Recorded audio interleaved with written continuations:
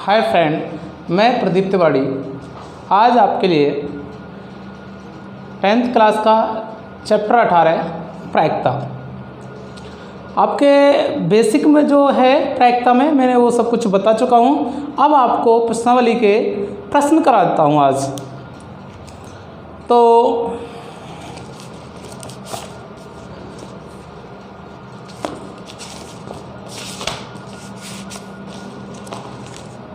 पहला प्रश्न है, एक पासे को फेंकने पर 4 से बड़ा अंक आने की प्रायिकता ज्ञात करो। एक पासा है, उसको फेंकने पर, एक पासे को फेंकने पर 4 से बड़ा अंक आने की प्रायिकता ज्ञात करो। देखो प्रश्न संख्या 1, एक पासे को फेंकने पर, ठीक है, एक पासे को फेंकने पर 4 से अधिक आने की प्रायिकता क्या होगी। देखो प्रश्न में आपको शॉर्ट में लिख रहा हूँ, आपकी बुक में प्रश्न देख लें। पहला प्रश्न यही है कि एक पासे को फेंकने पर 4 से अधिक आने की प्रायिकता क्या होगी। अब देखते हैं, प्रश्न हमारा ये है। अब उसमें कंडीशन है उसने कि एक पासे को फेंका है, उसमें 4 से अधिक आने की प्रायिकता क्या होगी। तो देखते हैं, हमें पता है कि प्रायिकता, तो सबसे पहले एक पासे मैंने बताया था कि एक पासे में कुल परिणाम कितने होते हैं, 6। एक पासे में कुल परिणाम कितने होते हैं, 6। तो सबसे पहले हम लिखेंगे प्रायिकता का फॉर्मूला। तो प्रायिकता का फॉर्मूला होता है अनुकूल परिणाम, अनुकूल परिणाम बटे कुल परिणाम, अनुकूल परिणाम बटे कुल परिणाम। अब देखते हैं अनुकूल, अनुकूल का मतलब हमारे अनुसार, अर्थात प्रश्न के अनुसार। प्रश्न क्या कह रहा है, प्रश्न कह रहा है कि एक पासे को फेंका है, उसमें 4 से अधिक आने की प्रायिकता क्या होगी। तो सबसे पहले तो हम लिखते हैं कुल परिणाम, हमेशा क्या लिखते हैं, कुल परिणाम। और एक पासे के कुल परिणाम होते हैं 6। कौन कौन से, 1 2 3 4 5 6। अब लिखते हैं अनुकूल परिणाम, अनुकूल परिणाम। अब देखते हैं अनुकूल परिणाम मतलब प्रश्न क्या पूछ रहा है। तो प्रश्न अनुकूल मतलब प्रश्न के अनुसार। तो प्रश्न कह रहा है 4 से अधिक, तो 4 से अधिक कौन सा है, 5 और 6। तो बताओ कुल अनुकूल जो परिणाम हैं वो कौन कौन से हैं, 5 और 6। तो अनुकूल परिणाम कितने हो गए हमारे पास, 2। कुल परिणाम कितने हमारे पास, 6। 1 2 3 4 5 6। तो कुल परिणाम कितने हैं, 6। और 6 कौन से, ये वाले, ठीक है। अब है अनुकूल परिणाम। तो प्रश्न में क्या कहा है, प्रश्न में कहा है कि 4 से अधिक। तो प्रश्न में 4 से अधिक, तो 4 से अधिक कौन सा है, 5 और 6, अर्थात कितने हैं, 2। अब हमारा प्रायिकता का फॉर्मूला हमें पता है, तो हम इसमें जमा देंगे फॉर्मूले। अब फॉर्मूले में हम इसको जमाएंगे तो अनुकूल परिणाम, अनुकूल परिणाम कितना है, 2। तो अनुकूल के स्थान पर 2, और कुल परिणाम कितना है, 6। क्या जाएगा, 1/3। अतः एक पासे को फेंकने पर 4 से अधिक आने की जो प्रायिकता है वो क्या होगी, 1/3 होगी। समझ में आ गया सबके। ये हमारा पहला प्रश्न था। मैं प्रश्न आपको प्रत्येक शॉर्ट में ही लिखूंगा, ठीक है, क्योंकि आपकी बुक में है। इसकी शॉर्ट स्क्रीन ले लें, जहाँ तक संभव है। समझ में आ गया होगा। अब देखते हैं दूसरा प्रश्न, एक सिक्के को 2 बार उछाला जाता है। अब बात आ गई कि सिक्के वाले प्रश्न, ठीक है। अब सिक्के, कितने सिक्के की बात कर रहा है, 2 सिक्के। देखो चाहे एक सिक्के को 2 बार उछाले, चाहे 2 सिक्के एक बार उछाले, जहाँ भी 2 का नाम आ गया इसका मतलब है कि वहाँ पर वो 2 सिक्कों की बात कर रहा है हमसे। एक सिक्का है, उसको कितनी बार उछाला है, 2 बार, एक और 2 बार उछाल दिया है उसको। तो इसका अर्थ है कि वो 2 सिक्कों की बात करता है आपसे।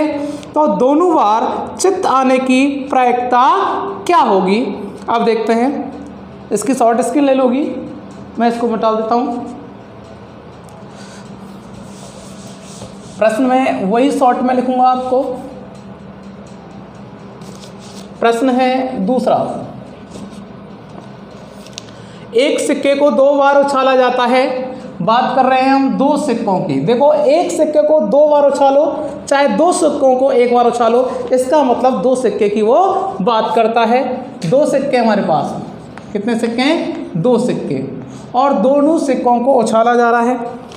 तो दोनों सिक्कों को उछाला जा रहा है, तो दोनों बार चित्त आने की प्रायिकता, तो दोनों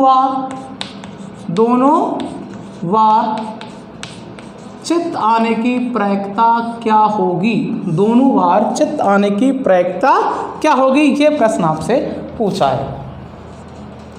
तो चित्त और पट, एच और टी, तो आपसे पूछ रहा है कि दोनों 2 बार, मतलब दोनों बार चित्त आने की प्रायिकता क्या होगी? मतलब दोनों बार चित्त आना चाहिए, ये उनका अर्थ, मतलब एक साथ दोनों बार क्या आना चाहिए? चित्त आना चाहिए। प्रश्न हमारा है कि 2 सिक्के हैं, उनको फेंकने पर चाहे एक सिक्का उसको 2 बार फेंके, चाहे 2 सिक्कों को 1 बार फेंके, मतलब 2 सिक्कों की बात कर रहा है, तो 2 सिक्कों को फेंकने पर दोनों बार चित्त आने की प्रायिकता क्या होगी? चित्त का अर्थ होता है हेड, ठीक है?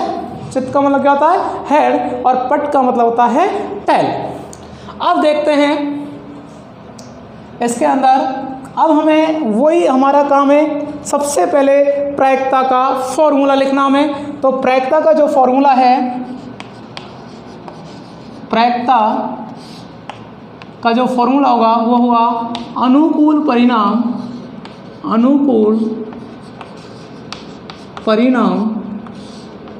बटे कुल परिणाम। प्रायिकता का फॉर्मूला क्या हो जाएगा? अनुकूल परिणाम बटे कुल परिणाम। तो सबसे पहले तो हम लिखेंगे कुल परिणाम, तो कुल परिणाम मैंने वैसे आपको बता दिया है कि 2 सिक्के के कुल परिणाम, मैंने आपको पहले जब मैंने बेसिक बताया था आपको, तो 2 सिक्के के कुल परिणाम बताया था। तो हमें वैसे भी पता है किसी के भी हमें कुल परिणाम की ज़रूरत है, तो सिक्के में कितने पहलू होते हैं? 2 पहलू होते हैं, और 2 सिक्के की बात कर रहा है तो 2 की पावर 2 अर्थात 4। तो कुल परिणाम इसके कितने होते हैं? 4 होते हैं। कुल परिणाम कितने होते हैं? 4। ऐसे लिख देता हूँ, पहलू कितने सिक्के हैं? 2 सिक्के हैं तो 2, ठीक है। यदि 3 सिक्के होते तो 2 की पावर 3। देखो, सिक्के में 2 पहलू होते हैं, एच और टी, तो हमेशा जितने भी सिक्के हैं उतनी पावर लगा देते हैं हम। जैसे एक सिक्का होता तो 2 की पावर 1, ठीक है। यदि सिक्के हैं तो 2 की पावर 2। यदि सिक्के हमारे पास 3 हैं तो 2 की पावर 3। यदि सिक्के 4 उछाले जाते हैं तो 2 की पावर 4 कुल परिणाम होते हैं। तो अब इसकी 2 की पावर 2 का अर्थ होता है 4। अब हमारे पास कुल परिणाम कितने हैं? 4। अब 4 वो कौन कौन से हैं? वैसे मैंने आपको बताया था इसको रटना नहीं है, तो 4 का आधा 2, तो आपको लिखना है 2H और 2T। 4 का आधा 2, तो 2H 2T। अब 2 का आधा 1, तो 1H 1T, 1H 1T। कोई दिक्कत किसी को? ये हो गए कुल परिणाम। अब हमें लिखना है अनुकूल परिणाम। अनुकूल परिणाम, अब देखते हैं अनुकूल परिणाम। अब हमें पता है अनुकूल का अर्थ होता है हमारे अनुसार, अर्थात प्रश्न के अनुसार, कि प्रश्न क्या मांग रहा है हमसे। तो प्रश्न कह रहा है कि 2 बार चित्त आने की प्रायिकता, कि दोनों बार हमेशा एच आए, वही अनुकूल परिणाम होगा। अब बताओ यहाँ पर दोनों बार एच है या नहीं है? तो सही का निशान, मतलब प्रश्न सही का निशान मतलब होता है कि प्रश्न के अनुसार सही है। तो 2 बार एच, तो 2 बार एच आ रहा है या नहीं आ रहा है? तो सही है, गलत? सही बात है। अब बताओ यहाँ पर 2 बार एच आ रहा है क्या? नहीं आ रहा है, तो गलत का निशान लगा देंगे। यहाँ पर 2 बार एच आ रहा है क्या? नहीं आ रहा है, क्योंकि प्रश्न कह रहा है कि 2 बार एच आना चाहिए।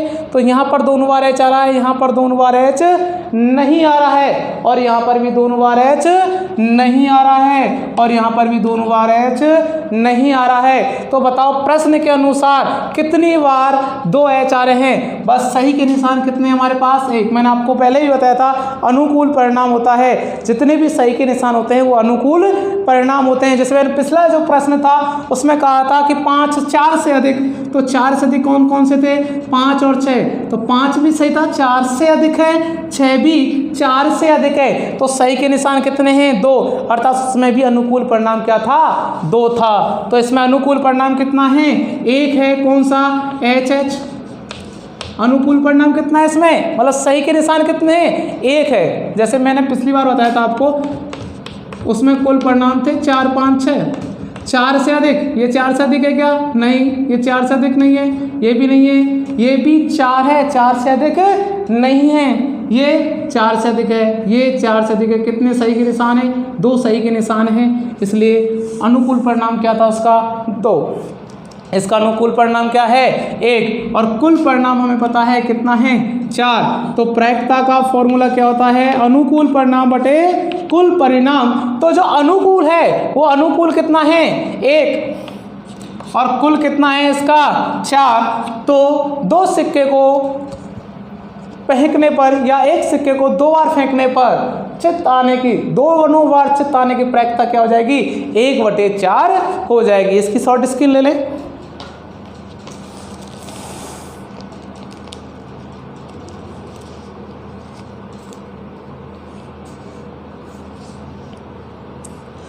क्वेश्चन नंबर है तीसरा, 1 से 17 तक प्राकृतिक संख्या में से एक संख्या का यादृच्छिक चयन करना है, जिसकी प्रायिकता ज्ञात कीजिए कि इसमें वह संख्या अभाज्य संख्या हो। मतलब इस जो तीसरा प्रश्न है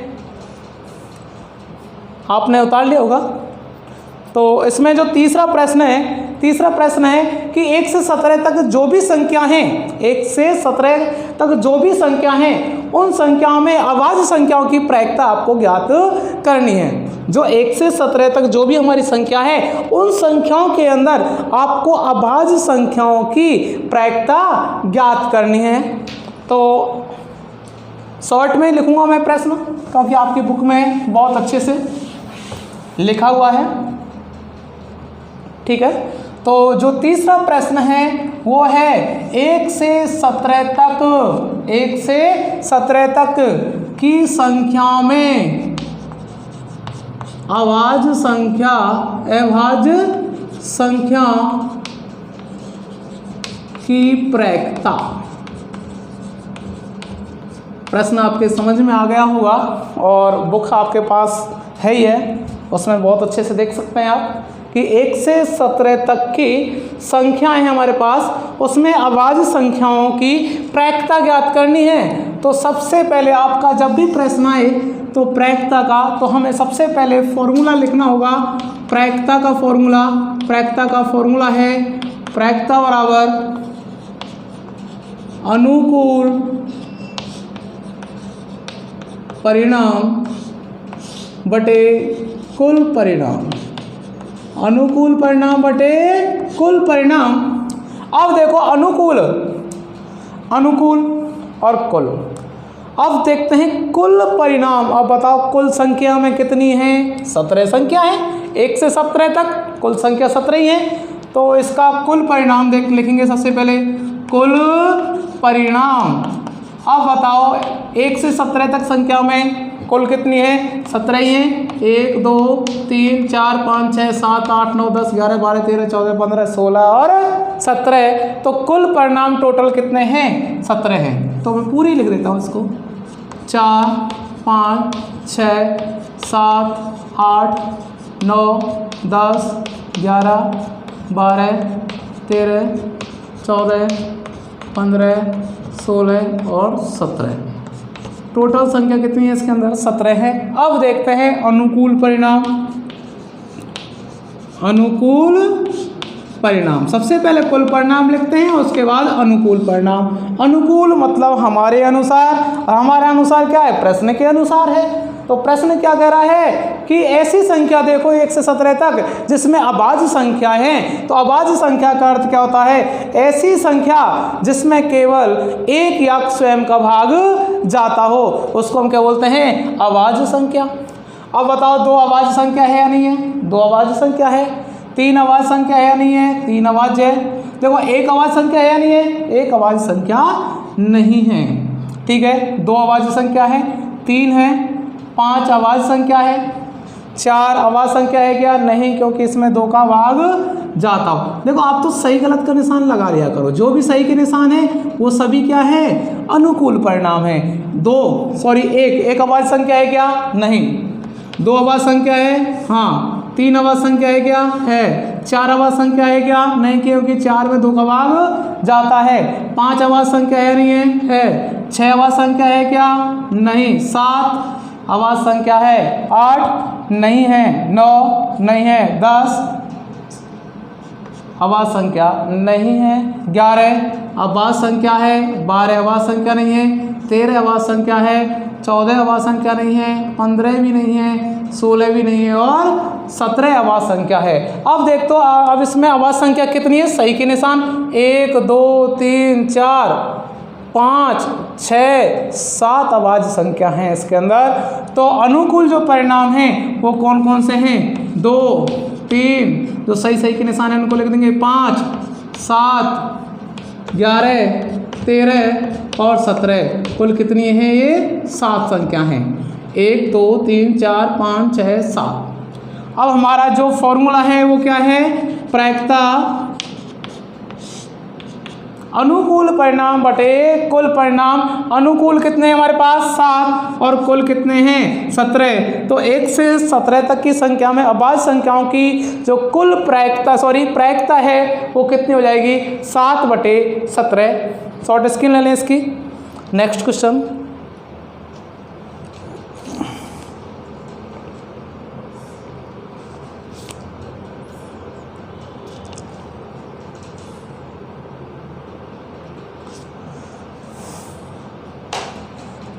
ले ली होगी शॉर्ट स्क्रीन इसकी, इसको साफ कर देता हूँ।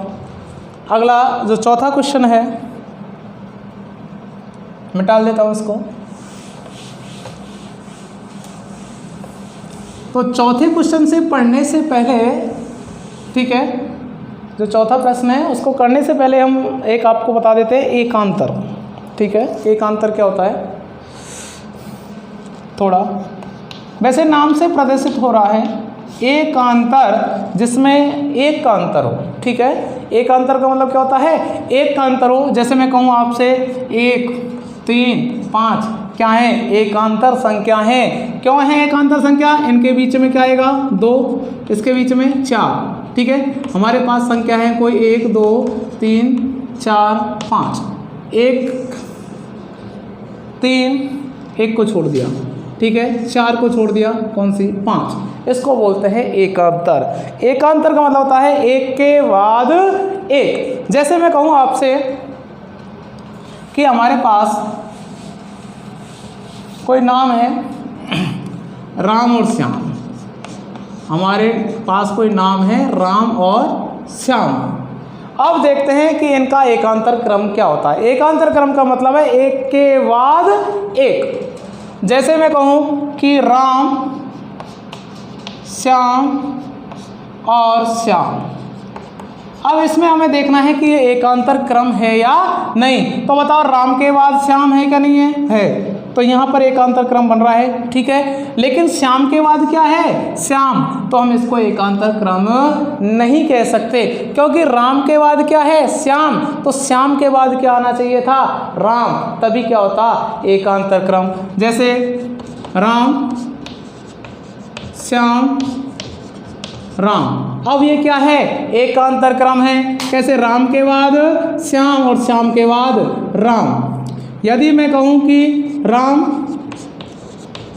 श्याम राम और राम, अब देखते हैं कि एकांतर क्रम है या नहीं। तो देखो राम के बाद श्याम एकांतर क्रम है अभी से, श्याम के बाद राम एकांतर क्रम है, लेकिन राम के बाद राम एकांतर क्रम नहीं है। ये पूरा के पूरा एकांतर क्रम नहीं है। यदि राम की जगह श्याम होता तो ये क्या होता? एकांतर क्रम होता। यदि मैं कहूँ आपसे कि श्याम राम श्याम, अब बताओ ये एकांतर क्रम है या नहीं है? ये एकांतर क्रम है, क्योंकि राम के बाद श्याम के बाद राम है और राम के बाद श्याम है। जैसे मैं कहूँ हमारे पास कोई भी, जैसे हेड एंड टेल है, ठीक है। अब मैं कहूँ आपसे कि ये एकांतर क्रम में है या नहीं है, क्योंकि हमारे पास दो संख्या हैं, h के बाद क्या आ रहा है t और t के बाद क्या आ रहा है h, एकांतर क्रम में है। यदि मैं कहूँ आपसे h h t एकांतर क्रम में है क्या, h के बाद h, h के बाद t, यहाँ एकांतर क्रम है लेकिन यहाँ एकांतर क्रम नहीं है, तो पूरा की पूरा एकांतर क्रम नहीं है। यदि मैं कहूँ आपसे t h t एकांतर क्रम है या नहीं, तो ये एकांतर क्रम है क्योंकि t के बाद h आ रहा है और h के बाद t।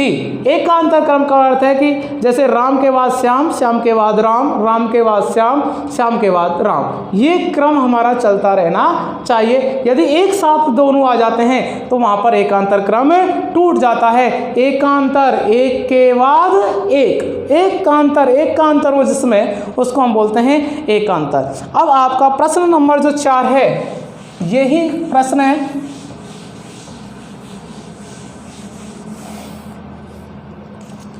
प्रश्न है, एक सिक्के को 3 बार उछाला जाता है। अब देखो, एक सिक्का है उसको 3 बार उछाला जाता है, 1 2 3 बार उछाल दिया उसको, तो 3 बार उछालना है। इसका मतलब वो किसकी बात करता है आपसे, 3 सिक्कों की बात करता है। एक सिक्के को 3 बार उछालो, चाहे 3 सिक्कों को 1 बार उछालो, हमेशा बात किसकी होती है, 3 सिक्कों की होती है। तो यहाँ पर क्या है, 3 सिक्कों की बात कर रहा है आपसे, 3 सिक्कों की बात कर रहा है आपसे, ठीक है। 3 सिक्कों को उछालने पर एकांतर चित्त या पट आने की प्रायिकता क्या होगी, चित्त या पट आने की प्रायिकता क्या होगी।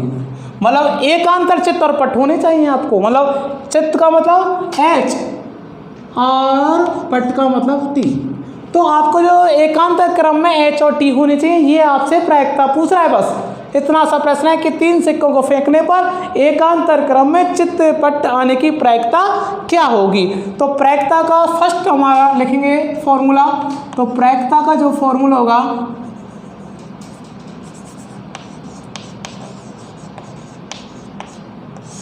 प्रायिकता का फॉर्मूला होता है अनुकूल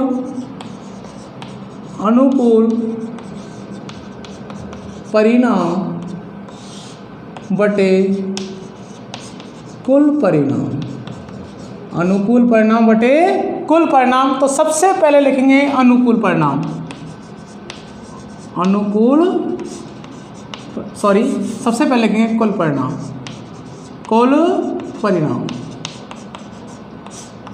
अब देखते हैं कि 3 सिक्के हैं तो कुल परिणाम क्या हो जाएगा, 2 की पावर 3 अर्थात 8।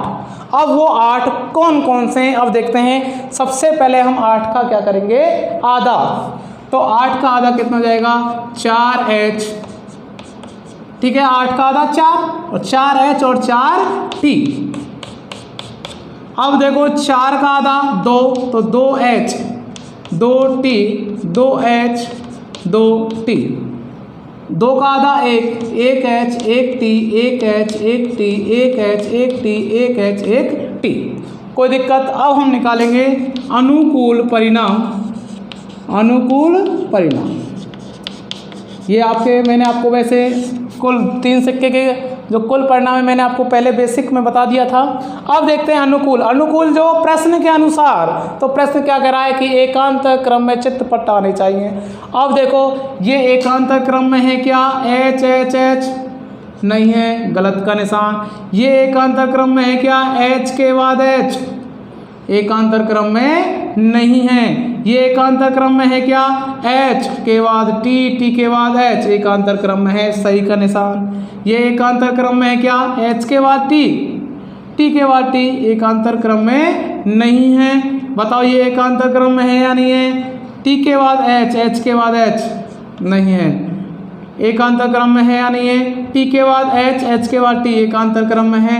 T के बाद T, एकांतर क्रम में नहीं है। T के बाद T, एकांतर क्रम में नहीं है। तो बताओ एकांतर क्रम में कुल कितने हैं, 2 हैं। कितने हैं, 2। कौन कौन से, H T H, ठीक है, और T H T। तो अनुकूल जो परिणाम हैं वो कितने हैं? 2। तो हमारे प्रायिकता का जो फॉर्मूला होता है वो क्या होता है? अनुकूल परिणाम बटे कुल परिणाम। अनुकूल परिणाम कितने हैं? 2 और कुल परिणाम कितने हैं? 8। तो काट पीट के कितना आ जाएगा? 1/4। अर्थात 3 सिक्कों को एक बार उछाला जाता है तो एकांत क्रम में चित्तपट आने की जो प्रायिकता है वो कितनी हो जाएगी? 1/4। आज के लिए ठीक है। नेक्स्ट जो क्वेश्चन है वो कल कराएंगे नेक्स्ट पार्ट में। शॉर्ट स्किन ले लें इसकी। Thank you.